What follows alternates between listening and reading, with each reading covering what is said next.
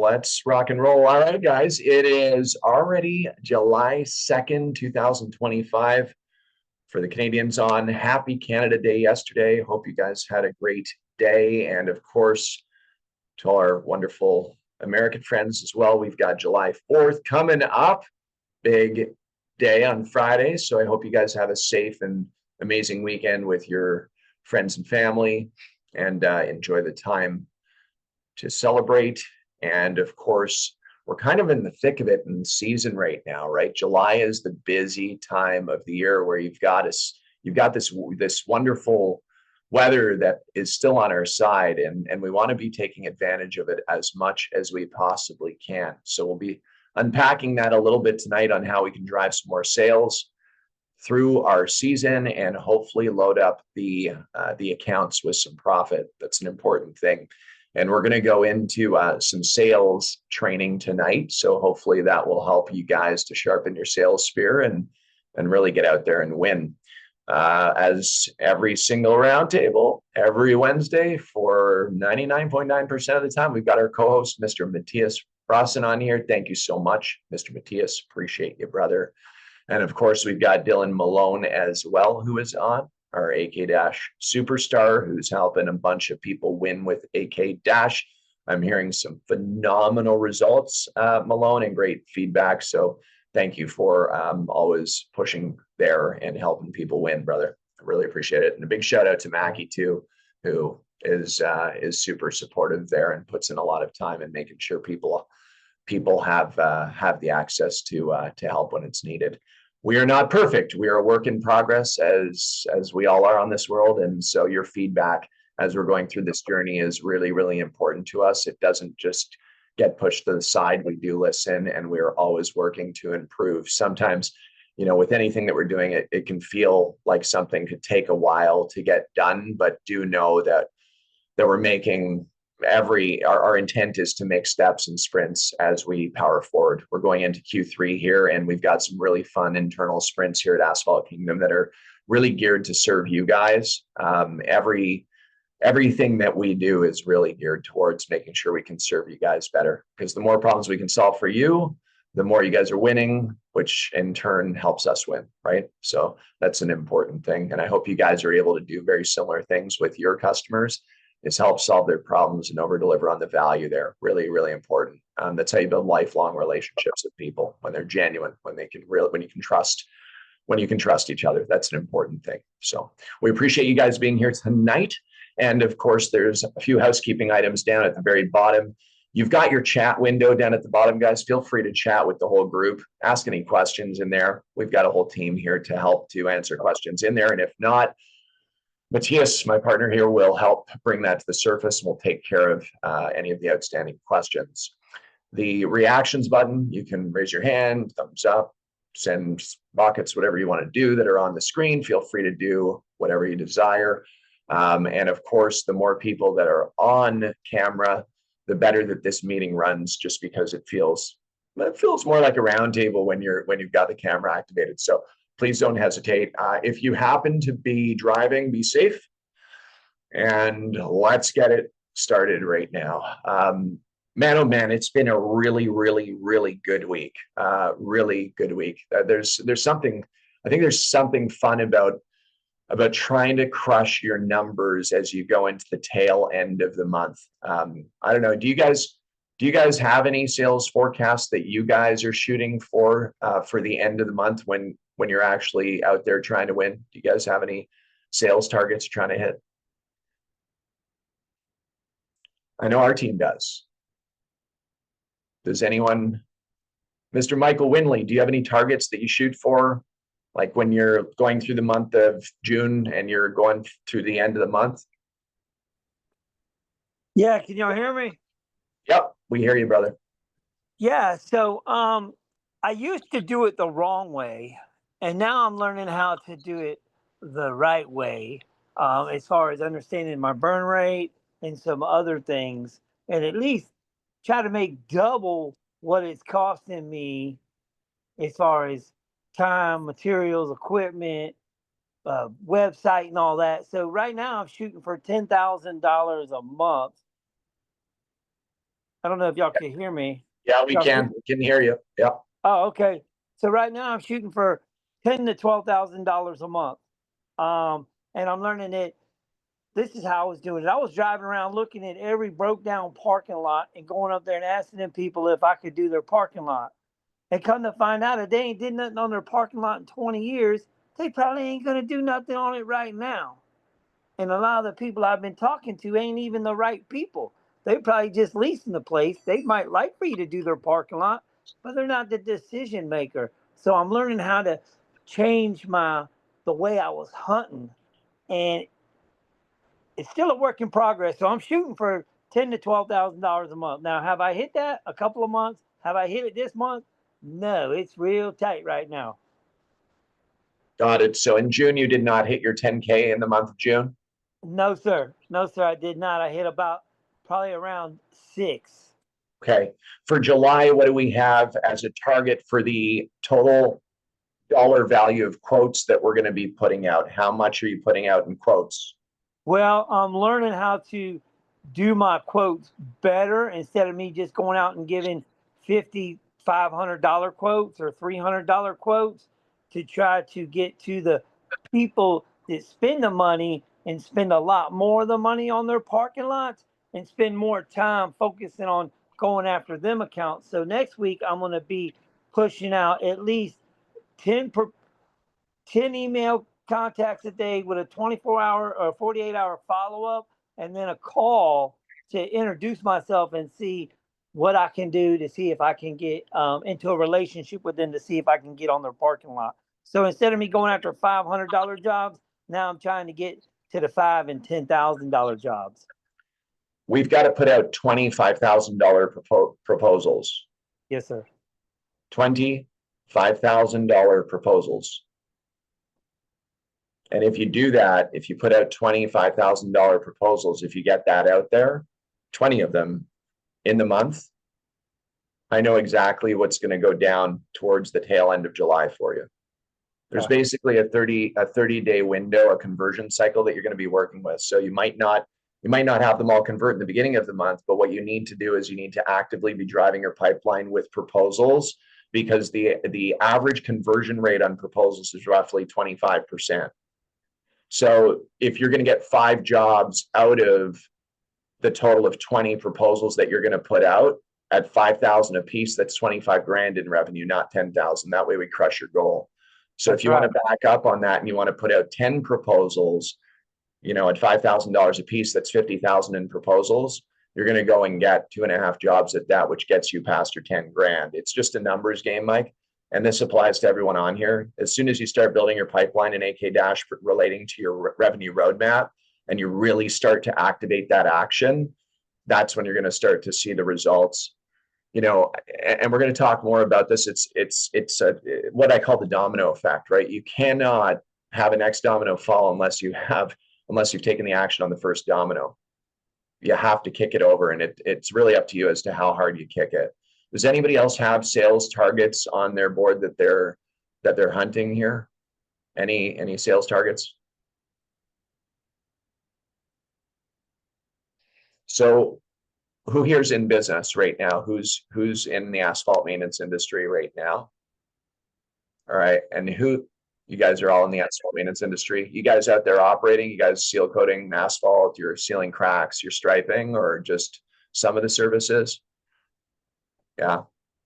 Okay. So if we own a business and we are providing asphalt maintenance services and repair services, who wants to make like real money in this industry? Be honest.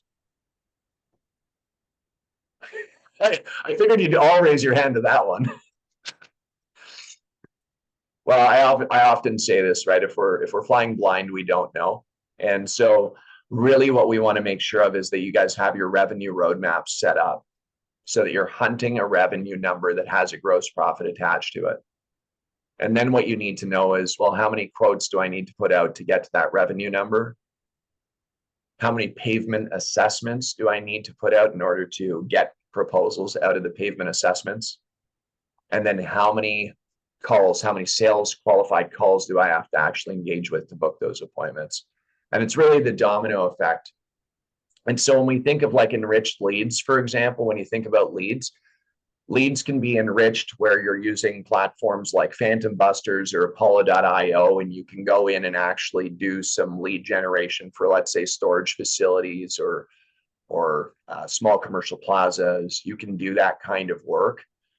You can enrich those leads and get deeper in on those kind of leads, but you then need to make the phone call, right? Without the phone call, you're not going to be able to make the connection, or you're going to have to go and knock on their door and make the connection. Everybody agree with that? You got to facilitate a connection. The majority of people who sit around in our industry waiting for phone calls don't have targets that they're shooting for. They might dream about it, but it's not like I'm actually hunting a target. So like when I say to, our sales team, for example, at AK, when I say, we're hunting let's just throw it out there, we're hunting a $1.25 million month. Let's just say that we're hunting that. They all know that, but they all know what their sales targets are as well. They know what they're hunting as individuals in the company that are connected to the company goal. And then we have to build out the framework of what that means as we're going. And we know that if they're not dialing the calls, if they're not connecting with people and solving people's problems and delivering the value, we know there's no way we're going to activate a pipeline, right? Really important. Mr. Winley, you've got your hand up. Yeah, so just based off what you had told me and what the training and the coaching I had went through, I was doing a lot of the key points that I was taught and trained to do, and it was working. Well, it was working for me. And then sometimes for 3 or 4 weeks it rains, I ain't working. You know what I mean? I ain't got the work coming in, and when I do, it's not high ticket jobs. What I didn't really focus on because I didn't understand it was what you're talking about right now, the revenue roadmap. I didn't understand the money. I just go out there and make it, put it in my bank account, and at the end of the month, hopefully I made enough to pay my bills for my business and my family. You know what I mean? And if I had a little extra left over, I'd put it towards something that I needed for my business. And that's just kind of how I've been doing it. But I've been learning so much more now that I've gotten some more coaching, which has been a big aspect because even though we get all this information for free on this, there's still a lot into it that you might or I didn't understand, and I thought I had it all figured out, but I didn't. I was missing big pieces of the puzzle. Even the whole puzzle was laid out for me.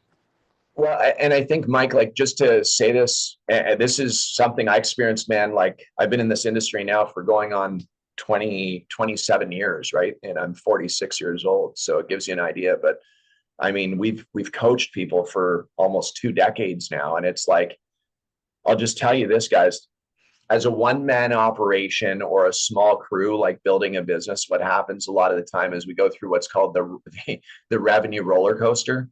Anybody know what the revenue roller coaster is?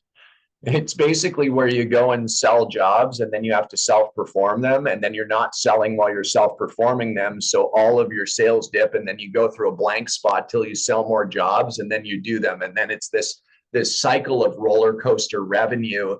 And it can be really hard on us when we're doing that. It can be really hard because we're getting rich, then we're getting struggle. Then we're getting rich, and then we're getting struggle. And so when you go into that pattern and then you start hitting a winter or a fall month where you're going into the winter and you're on the downward trend, you're like, holy shit, man, I don't have enough money that's saved to hold me through this winter. And then we go into spring and then you repeat the cycle. And so my suggestion to everyone on here is understand what your targets are of what you need to make in order to be happy with the least amount of stress, and then set up the yellow brick road. You can see my road here in the background on my virtual Zoom. Set up the yellow brick road so that you can get up to the tower there, man, because if you don't understand what you need to do to get there, and you're just going out working hard every day to try and keep some money going in your pocket and to put food on the table and these kind of things, that's going to create what we call a roller coaster, revenue roller coaster. And that's, again, it's very, very hard. It's hard on us. And so my recommendation, get into revenue roadmaps, understand your targets, understand what you need to do to action, and then be held accountable to that, right? Like in AK Dash, we have actual what you're actually doing, and then we have the assumptive, so that you can actually see whether or not you're doing the work that's needed to get you to your destination. If you're not doing the work, you got to look at that in the mirror and say, man, I didn't put out the proposals. I didn't knock on enough doors. I didn't shake enough hands. I didn't make enough phone calls. Right? A lot of people just wait for those calls. Man, we know that if you wait for those calls, I'll tell you, the people that we're training and coaching to do the things we're talking about tonight, they're going to take the market share for those of you that might be waiting for those phone calls, because they're already proactively hunting it. We need to be proactively approaching that, which leads us to a really important thing. Raise your hand if you do any residential seal coating. Don't be shy. Residential seal coating, asphalt maintenance. Cool. Residential seal coating is a good way of keeping some money flowing. It's not going to get you uber rich. Got to do about $2,500 driveways to make $1 million. Whereas commercial, you do 12 and a half, $85,000 jobs and you get to $1 million. I'm not saying you're going to go only hunt $85,000 jobs, but the math is the math, right? The bigger the number, the less jobs we need to do. So it's just something to take into your perspective, a real important thing to think about. I'm not saying not to do driveways. I started by doing driveways, but what I want to hear is, again, raise your hand if you're doing residential seal coating. One more time. Don't be shy. All right. I want somebody to give me their best door-to-door sales pitch. Best door-to-door sales pitch. Come on. Don't be shy. Someone who's in residential seal coating. Michael, you want to do it? Me? I only did one residential, and I'm trying not to do them. But if somebody offers me some money right now, I'll go do them because I need the money. All right. What I wanted to do is do a role practice on a residential, and then I want to do a role practice on a commercial, hypothetically saying that we're walking up to a property. And that way you guys can hear kind of what it's like to roll. And I'll do it as well. I want to hear from you guys, and then I'll roll with you guys, and hopefully you can hear a little bit around that, because I think what we need to do, guys, is we need to understand that whether we're selling residential door to door or whether we're selling some commercial door to door, it's the same thing. It's not much difference. The pitch is slightly different, but the challenge of getting out there and getting uncomfortable to do it is about the same thing. Would you guys agree with me? Yeah, Michael, go for it. I'll give you my pitch as like what I've been doing when I go door to door or go knocking on doors in places. And so this is basically what I say when I walk in there. I say, hello, how you doing? My name's Michael Winley. I'm a pavement asset management company. Is the person that's responsible for the parking lot maintenance here? And they say one or two things. They're thinking something's wrong with their parking lot, I think, and they're going to find the person that I need to talk to, or they're going to tell me, no, this is so-and-so. And then I say, oh, well, could you please share his contact information with me? I really don't want to take up too much of your time. And I could just speak directly to them about maybe taking a look and giving y'all a free pavement assessment about your parking lot. It's actually like a doctor's report or a doctor's report or a report card, just to let y'all know where you stand on your pavement. Would you be interested in sharing that information with me?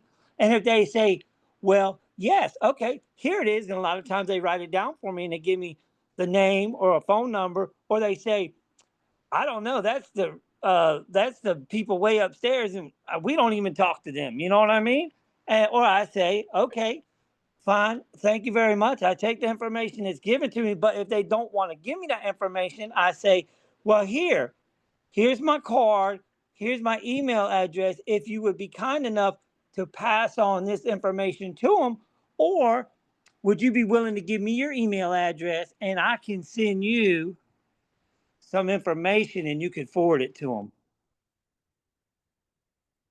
I have a feeling that you've done some sales training.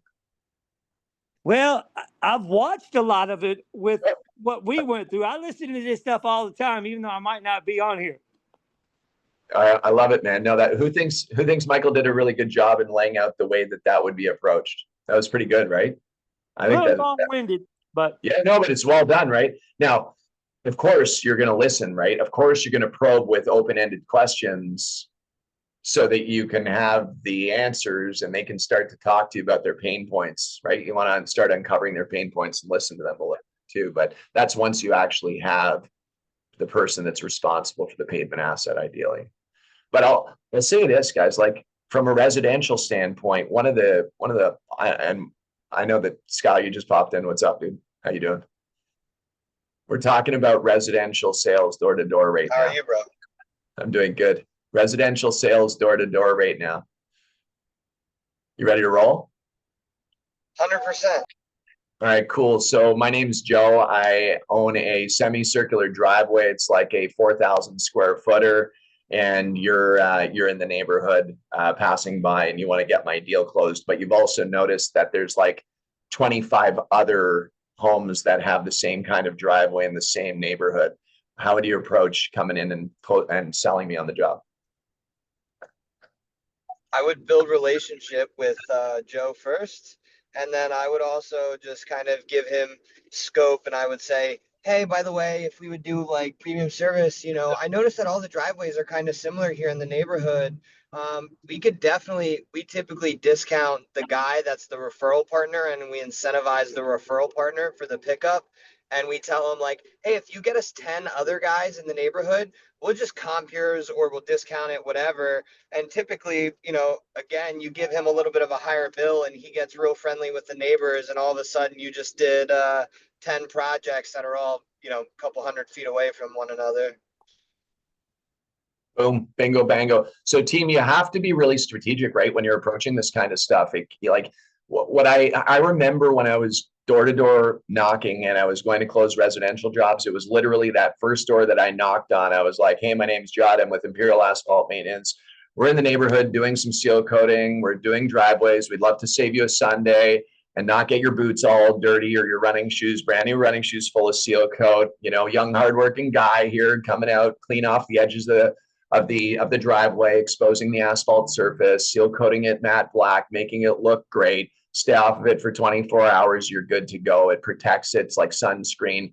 Give us a shot. We're in the neighborhood. What do you say?" I had that pitch for ages and I wasn't closing anything. I mean, I was closing some, but it was like maybe, 5 or 10% of the doors that I'd knock on, which is still not bad. But it's like, what can we do that just somehow dials this based upon the gift that we have of being able to think and communicate strategically to differentiate from the others that are out there?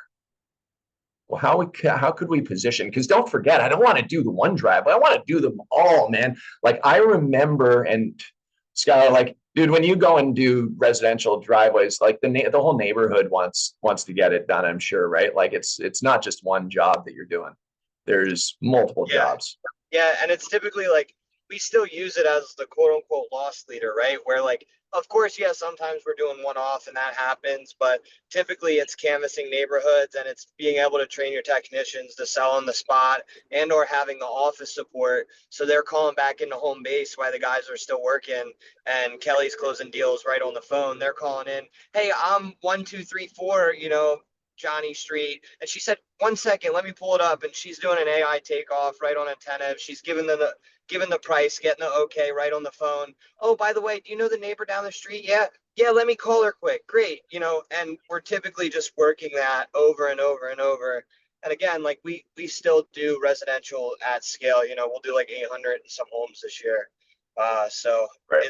it's a lot, but it's training the technician, training the office, and then also, the takeoff team, the sales team in the field, when they're doing an initial assessment. Majority, I would say like 95% of them we're doing from AI, and we don't even see the site before we show up.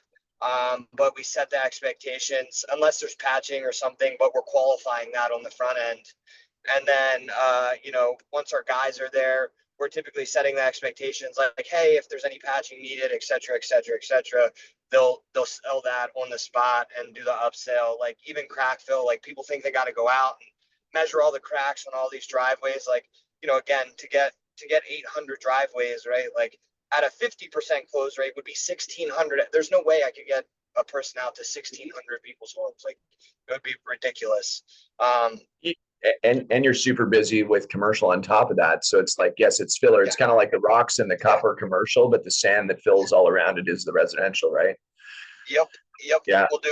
We'll do, I mean, we're like an 80-20 split revenue standpoint, where if you listen to these numbers, you're going to be like, this just is weird. But like, we'll do 125 commercial properties this year, and that's 80% of our revenue. And then we'll do 800 residential, and that's like 20% of our revenue. So it's definitely a split, but again, taking advantage of it and building rapport with customers typically leads to bigger things. Yeah, what we used to do is on the very first job, the way that I changed from not having a high conversion rate to having a massive change in our conversion rate was it was all about timing and the way that it was approached. So what I'd do is I'd find the perfect canvas, the perfect demo job in that neighborhood. And I'm speaking about cold call. I'm not talking about a job that we were called in to do. I'm like, I knew that this neighborhood I wanted to grab, man. This neighborhood was going to be awesome. And I'd look for the house that they took care of their landscaping. They took care of their hedges. Their trees looked good, man. The lighting on the house, the bricks, the walkways, it looked awesome. But their driveway was grayed out and cracked a little bit. And it was like, those are what I hunted, man. And when I found that driveway, I was like drooling. I was salivating because I knew if I could get this driveway, that it would become my showcase, my showpiece, my piece of art.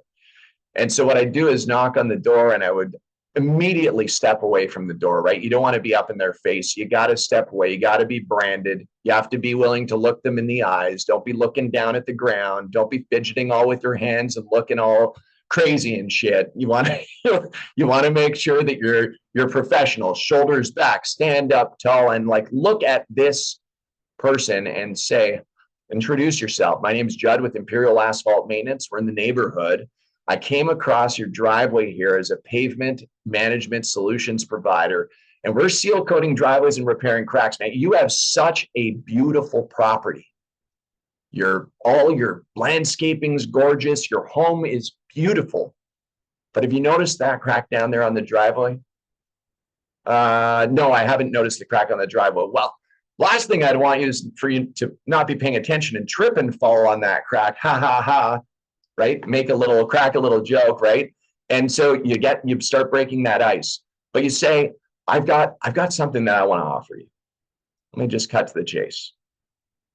Your driveway is going to be the showpiece that's going to sell all the other neighbors to have beautiful driveways as well, which will primp up the whole neighborhood, making all the driveways look better, number one. But number two is I got to do such a good job because yours is going to be my showpiece, and I'm going to offer you a 50% discount to be able to get this thing done right now to make sure we have the showpiece. Now, what I'm going to do is I'm going to do the driveway for you at 50% off. You're going to pay me after the job's completed. We're going to do it right now.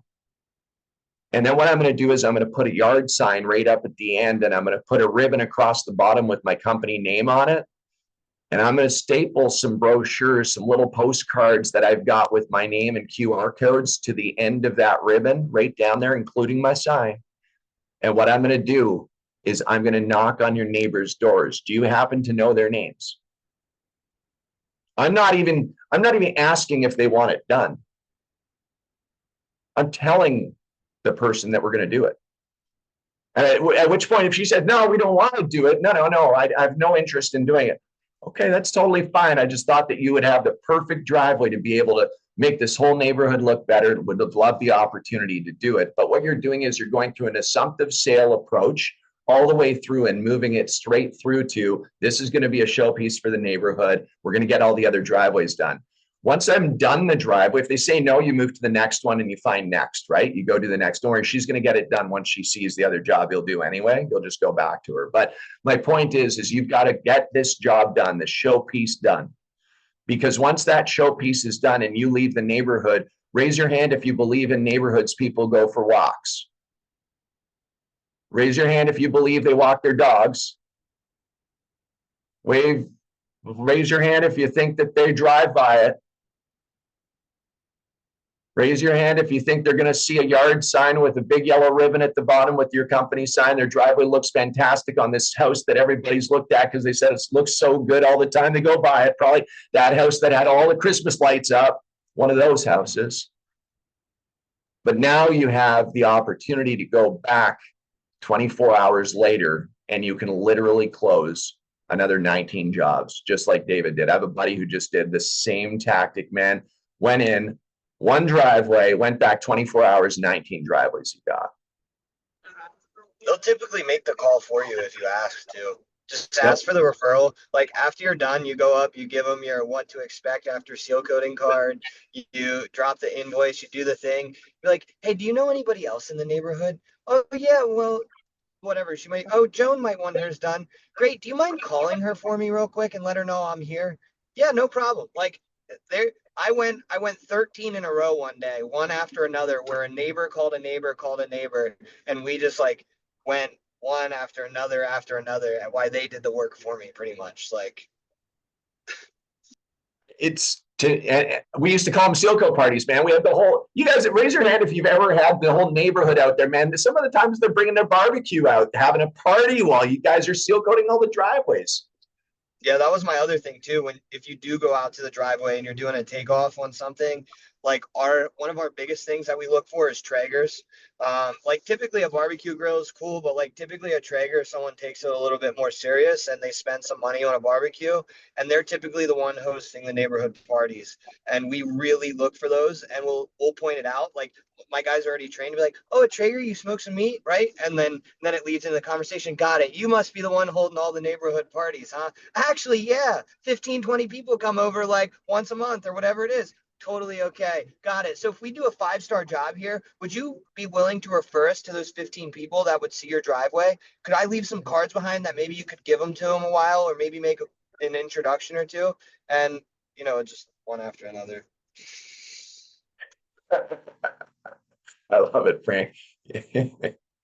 Oh, that's funny. Frank, you had a question earlier. Do you want to come off mute and ask it? It was, I think, commission rate, right, on warm proposal. Sorry, the conversion rate on warm proposals, or does that include unsolicited bids? No, I'm not talking. Yeah, I'm talking more. Go ahead, Frank. That's the whole question. I am brand new, and I really appreciate this, so I'm trying not to talk because I'm learning. No, you're good. You're good. But so because I'm brand new and no pipeline, I see the asphalt, and I'm like, okay, I could find the dude's address. I can take pictures. So that's kind of my approach, but I don't want to expend the effort if the conversion rate is going to be too disappointing. Let me say it this way. I've already visited 100 parking lots researching this business, right? So I know what's out there. So if I do 100 and I listen to your math, I think from 2 weeks ago. Yeah. And I'm listening to the math. So if I do 100, no pie in the sky, no overly pessimistic. What am I looking at in terms of conversion on purely cold, unsolicited? Who the heck are you? Yeah. Yeah. So I never shove a quote down someone's throat, man. Like if they're not, it hasn't triggered the need to actually deliver a pavement assessment and then a quote or just a quote. If they haven't, you have to know that they are ready to receive the value that you're going to deliver. Otherwise you can be wasting a ton of your time. Like this is not like a shoot from the hip shotgun approach. That's like, hey, I'm going to shoot out a bunch of cold quotes. This is not what we're doing. So if you're handing out quotes where you've worked through the closer framework, you've asked open-ended questions, you've noticed that they have realized that they actually do have a problem and that it's been overviewed between both of you, right? Okay. When there's a problem, like safety, for example, there's tripping hazards, or there's alligator cracks in an area, there's a catch basin that's blocked, there's drainage issues, effectiveness, there's ADA compliancy stuff, there's it looks like shit, it's dirty everywhere, and they have said, like, Yeah, I know I've got a challenge here. At the point that you've identified that there's a pain point and you give it, and feel free anyone to jump in, but like conversion rate should be, if you get out 100 of those, you should convert at 20% at minimum. All right, so you're talking about warrants. So, I mean, if you don't mind, I signed up with the company that's, going to start delivering leads, right? So I got one. I drove, again, I drove 45 minutes just to get some practice. And I gave her an option, $1,000 for a couple small repairs versus 9,000 for extensive. What I count is about 5,000 linear feet of crack. Right. I mean, I'm talking grass, 3-inch grass. It's bad. Right. And I may actually have been low on that estimate. You charged $1,000 for 5,000 linear feet of cracks that are 3 inches No. wide. $1,000 was for 3 medium potholes, 2 small, and an alligator. Right. That was the 1,000. And then I said, and I visited your property. Here are the pictures. You've got approximately 5,000 linear feet. My price for that is 9,000. Well, I think there's a couple things going on. When I hear 3 inches wide, first and foremost, you're going to need to use like mastic at minimum for that. You can't go and fill that with rubber, man. It's not possible to do it. Okay. So you can't quote something without really. And here's that you can, but I would strongly urge you to make sure that in the beginning stages of you growing this business, that you have the right coaching that you need in order to make sure we're not making really expensive mistakes and burning your reputation rapidly. Okay. So the mastic, is the mastic working the Rhino Works 10? No, it's a completely different machine. A mastic machine is a completely different beast of a rig. We're talking, if you're buying them new, they can range anywhere from 10K up to 40K, 50K. I got you.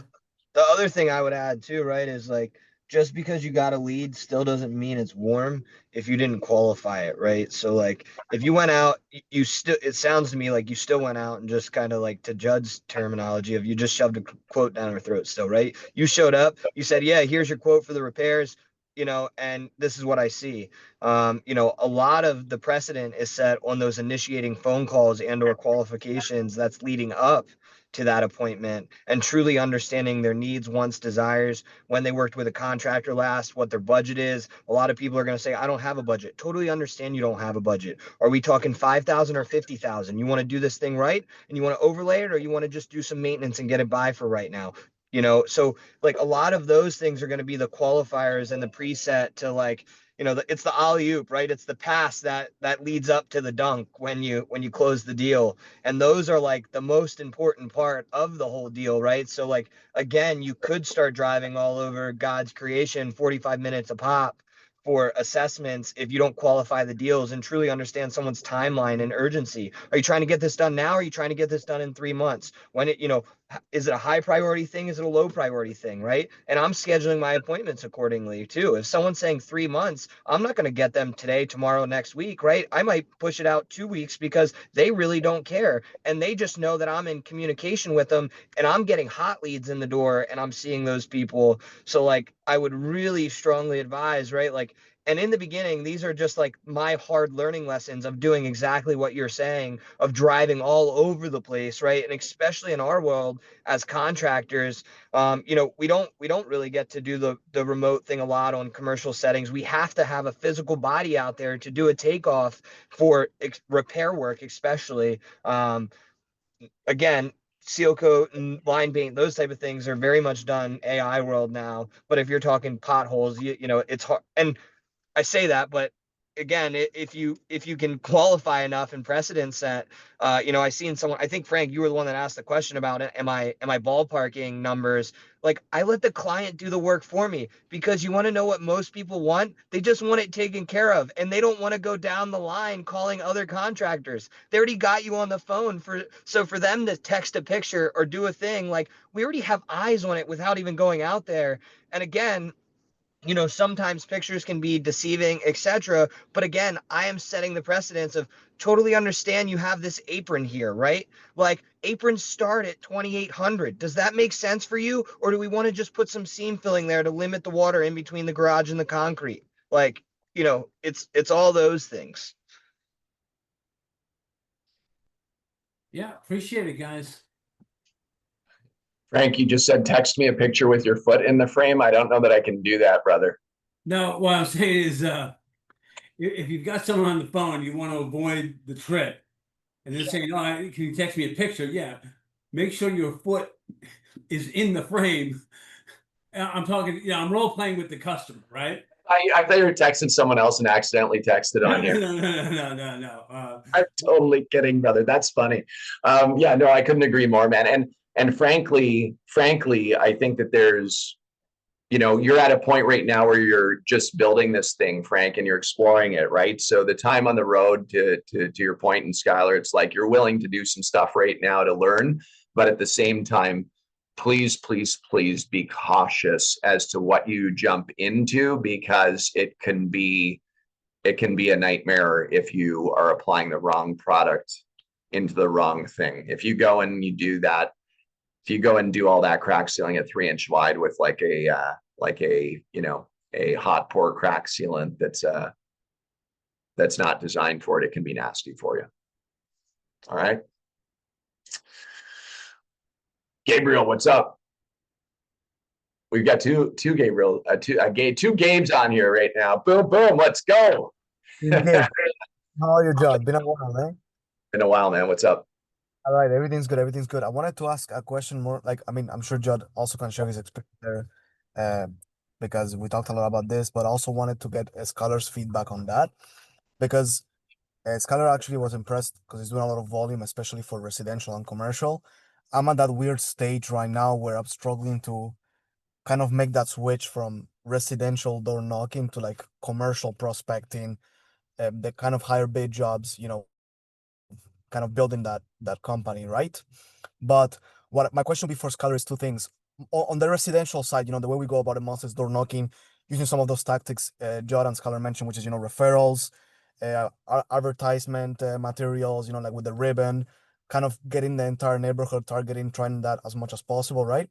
But obviously, even doing that, like with a good team, I could not realistically even reach like 300, maybe in the season. I know seasons that are a little bit longer than here in Montreal.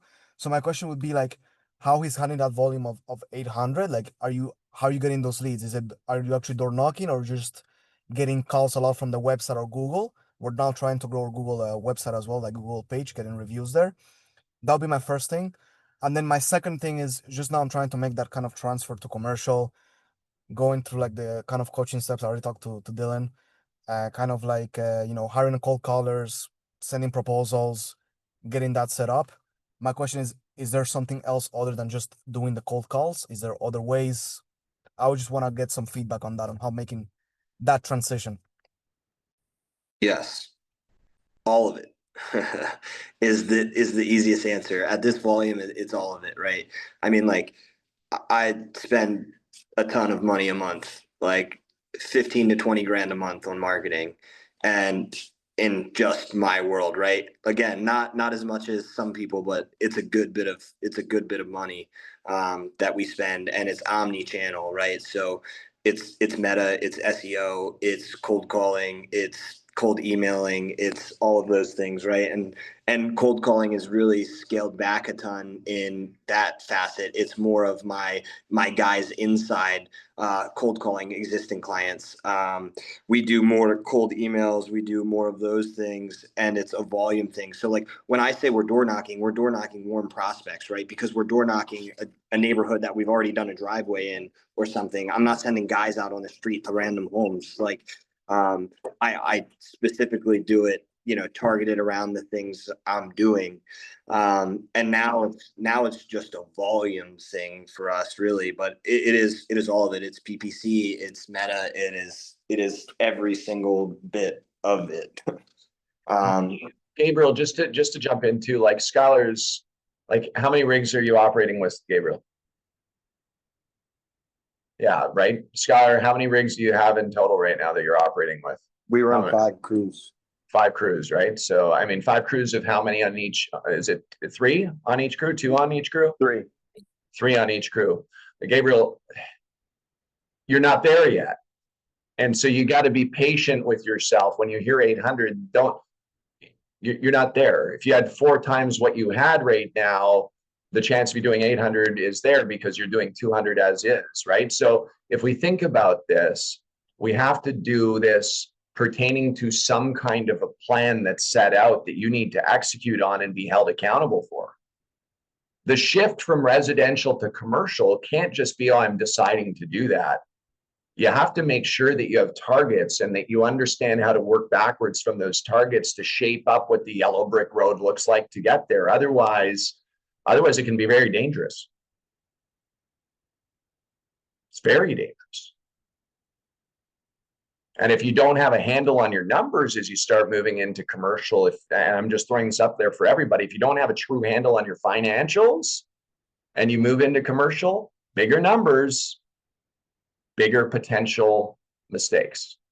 So you just want to make sure that you have things tightened up really, really well as you're going into grow.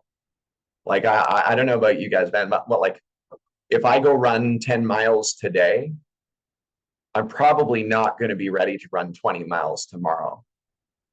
I've got to be able to actually train with the things that I'm capable of doing right now, but I'm going to surround myself with badasses who have trained to do the 20 miles. Trust me. You know, when I think about you guys, when you raise your hand if you're impressed with the way that Skylar's built his business, just through what you've heard from him tonight, right? There's a reason why he's a coach. There's a reason why we spoke and we said, hey, dude, like, please be a coach at AK. There's a reason, because he's a badass. He's built a really beautiful business, a multi-million-dollar operation, and it wasn't done by accident. He built it. And the real massive growth that's taken place that I've actually seen, I've been a part of the journey, is 18 months, man. Like, that's where the real growth happened. This isn't 5 years of vertical. This is Skylar transforming his business into a business that actually is going to one day be able to be sold, because he's built enough enterprise value in the systems to be able to do that. And guess what? His team is happy. You guys get my drift here? Does this make sense? I watch so many people are like, I don't know. I'm worried that I go and invest into coaching and it doesn't work for me. And I'm like, maybe it does. You should try it. Because if you actually go and practice what it is that you guys are being coached, I don't care if it's the free YouTube videos or the resources, but if you actually get coached by somebody one-on-one that's been there and done that, it's a whole new world. I urge you guys to explore that. Not even the best athletes on planet Earth did it without coaches. I didn't do it without coaches. I've needed it. I still need it.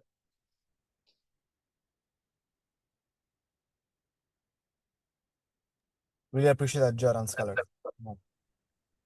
And Gabriel, I've known you for a while now. Like, I feel like I've known you for literally years. And it's time, bro. It's time. Let's go build a real business. Let's go grow this thing, man. Tell me raise your hand is there asphalt everywhere, guys? Let's go build real businesses, man. Let's go build big businesses, nice businesses, ones that are highly profitable. Yeah, cool. We've got about 10 minutes left. Any questions, guys? Feel free to pop in with any questions. Or Matthias, do you have any questions in the chat that we want to bring up? Sure, we have a few to go over here. So one early on was, what's the best way to approach a potential performance partner about the commission of 10%, let's say, to prevent them from inflating the price to account for the 10% commission, to prevent pushing that cost off to the client? So obviously getting a an inflated number just because of the discussion he had about working as a partner. And I think that was from Gabe. So I think there's two things. One is that you always want to build a relationship with a performance partner. And guys, jump in, please, at any point. But like, you always want to build a relationship with a performance partner, and you don't want to be seen as like how do you feel when I say subcontractor? Does that feel a little dry? Sounds like he's subhuman or something lower than you.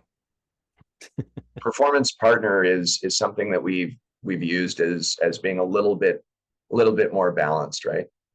And so the relationship that you're going to establish with somebody that is going to go out and actually perform work that you've sold, that you've set an expectation for, they need to be willing to be able to perform at that level. Am I right, Gabe? Like that, you want them to do a really good job for you because they're representing your business, right? Essentially. If they screw up on the job and it looks really shitty, your client's probably going to come back to you and say, not really happy with the job that's been done here by your performance partner. If you're getting a commission, that's very different though. If it's a performance partner that's executing and you're invoicing the client, it's, you're bringing in that income, right? If you are getting paid a 10% commission from a company that you're recommending to your client, you're still on the hook. But the 10% portion of this, I'm just trying to understand, like for the performance partner, if they're going out to perform the work on your behalf, then you need to make sure that you've had the conversation around that you want price parity. So your request is price parity. Price parity means that they would sell it for the same thing that you're selling it to the client for, the same number.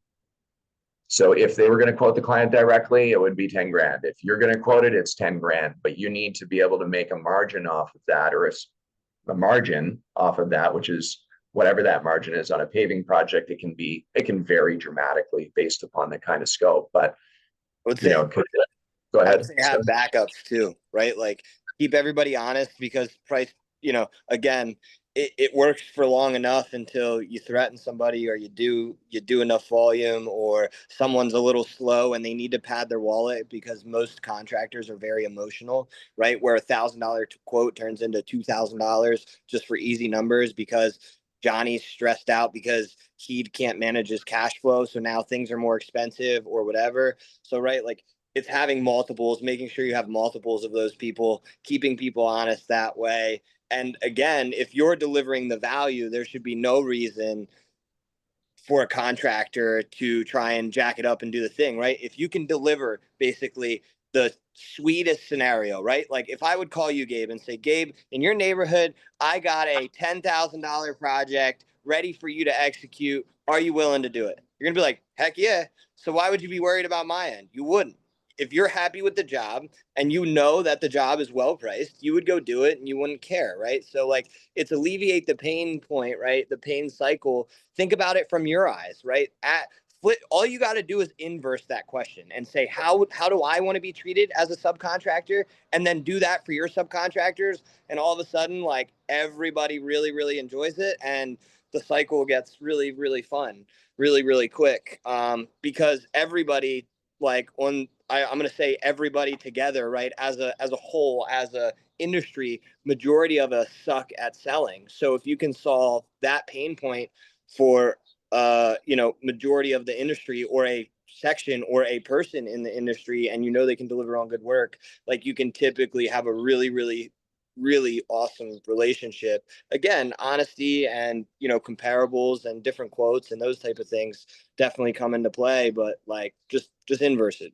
So looking at it from a perspective of where you have a government entity looking for quotes, they have a minimum requirement of 3. act as if that's your common thing. So find 2 other performance partners that do the same thing, get quotes from each one of them, keep them all honest, and say, hey, this is what I'm looking to do. Do you have an open schedule for this time? What's the cost to you? You know, and just have the conversation like you said, Gabe. I'm going to open up and say, hey, this is what I'm looking to do. I'm going to pass you jobs now and again. Are you cool with that? Yeah, super great. Let's go. Give me the price you would charge anybody off the street for this job, and I'm going to take 10 points off of it, knowing that when I go to bill you, you're going to cut me the 10 points, whatever that looks like. It may be 12, it might be 15, whatever. And Hopefully I would go back the other way though and just add 10 points, right? Like, because you're going to get 3 quotes and say it's 10,000, you're going to see 10,000, 12,000, and 15,000. And if you're using the guy that's 15,000, he just might not be your guy, or he is like option number 3, right? Where like, because it's going to be hard when he is the highest at times to mark that up. But unless you can sell well enough, right? Because there's times where we use guys that are higher than everybody else and still mark it up and still make money because they just can't communicate. Back to the other point of like, if you can sell to the client and communicate, they're typically not worrying about hanging up the phone and calling the next person. They're trying to just get somebody to show up. And, you know, again, if you're not ranked number 1 on SEO, which I don't know, like, again, I don't want to speak out of terms, but like I would say probably a lot of people on the screen aren't, right? So they're going to call 3 to 5, 10 other people before they get to your name, right? Where like that's already in a competitive advantage. If you can figure that out, is like learn how to get the first ranking spot so you are the first call. And then all you literally got to do is pick up the phone and execute. Like it is that simple. And I'm going to throw this in there. Because this is okay, guys.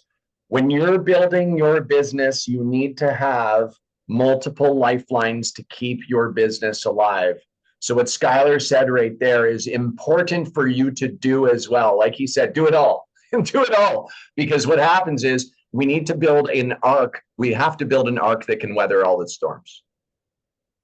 In other words, if Google My Business goes down tomorrow, I've seen it happen recently, it's going to go down and all of a sudden you relied on it. Matt Phillips, I believe that happened to you. Is that correct? Your GMB went down. Is that correct? I know it. Yeah, I lost my ranking, but I got it back. But yeah, when you're finished with that thought, come back to me because I do want to answer this question about performance partners and add on to what Skylar was saying. So the GMB portion of that, right? Let me ask you something, guys. I'll tell you something wild. You ready for this? Who here has seen our YouTube content for Asphalt Kingdom? Raise your hand. All right. Our YouTube channel on June 20th, the day before my birthday, got completely shut down, the whole YouTube channel.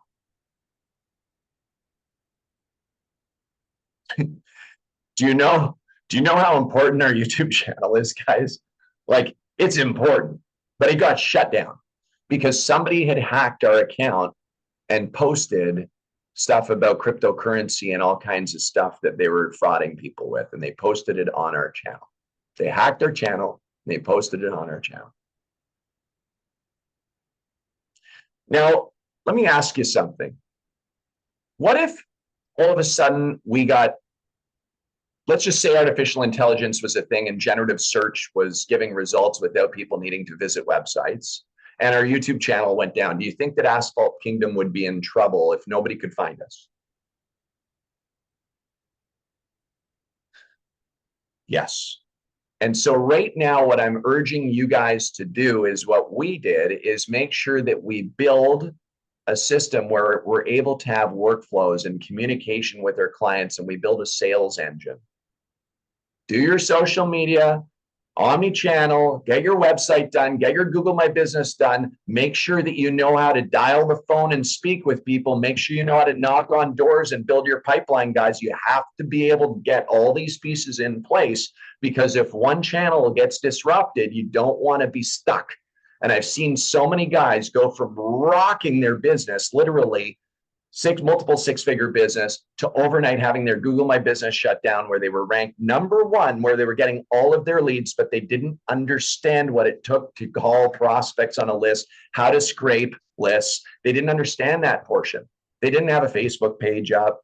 It was just a Google My Business listing. And so what happens is your business is at risk, the value of your business decreases, and you make a shit ton less money. Just be careful that you can weather the storms. That's all my point was. Go after it. Make sense, guys? Cool. Very important. Matt, performance partners.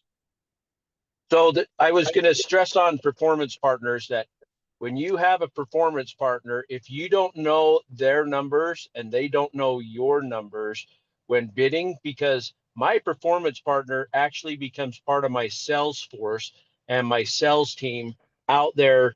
They're selling crack seal. So I have a performance partner that just does crack sealing. He's out there selling jobs that I may not have that contact to, but he's selling seal coat jobs for me to come in after he crack seals.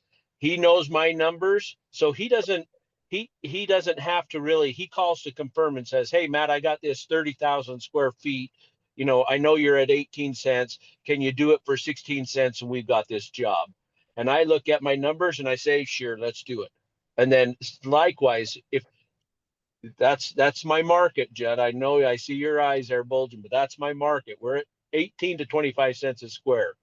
I'm only paying less than $2 a gallon. So my margins are enough that I can do that. But you'd have to know your performance partners' numbers to be able to make it to where they're part of your sales team. And so when you're looking at performance partners and you're worried about them taking that, you know, like Skylar said, that $1,000 job and marking it up $1,000, is it because are they doing that because they're greedy or they don't have time to do the work? And it's one of those situations where, okay, if I get it, I'm going to make money on it. And that does happen. So you got to keep your performance partners, check on them, you know, whether you have 2 or 3 of them or whatever the case may be. But in this industry, once you find somebody that works with you and works well with you, they want the business from you as much as you want the business from them. So I've got a pretty good performance partner in asphalt, a performance partner in crack seal, a performance partner in cement. And actually on my asphalt, I've got 3 performance partners that I work with because they have different strengths and weaknesses. Some can do larger jobs, some do smaller jobs, some can do. So once you learn that and figure that out, it'll be so much easier for you. So that's my take on performance partners. I don't think you can be in business without being a performance partner. I can seal coat, I can crack seal, I can even patch, and I can infrared, but all those 4 things take away from my key business, which is seal coating. I make the most money by putting down oil. And so if I can make that money and have performance partners doing those other tasks, that's how I reach, you know, $1.2 million last year. So anyway, my other thing to add on that too, we keep using 10% as a number, and I think that's chump change. Get your feet wet, maybe a 10% a time or 2, but there's a lot of money on the table with performance partners if you know how to sell. So don't let that be a limiting belief that you're only going to get 10% per lick on performance partners. You can get way more. We make 50, 60, 70% sometimes. Oh, like yeah, easy. 10%, exactly, Skylar. Take that 10% model out of your wheelhouse there. That might be Now, on paving though, right? If I was doing a paving job, 100,000, 200,000, 1 million square feet, I might be getting 7 or 6% on a paving job, right? Or you're still thinking 15 to 20%. It depends on the situation. It depends on the situation. But here's the thing. 10% doesn't make me happy at the end of the day, right? Like, again, I think I don't know where we get number.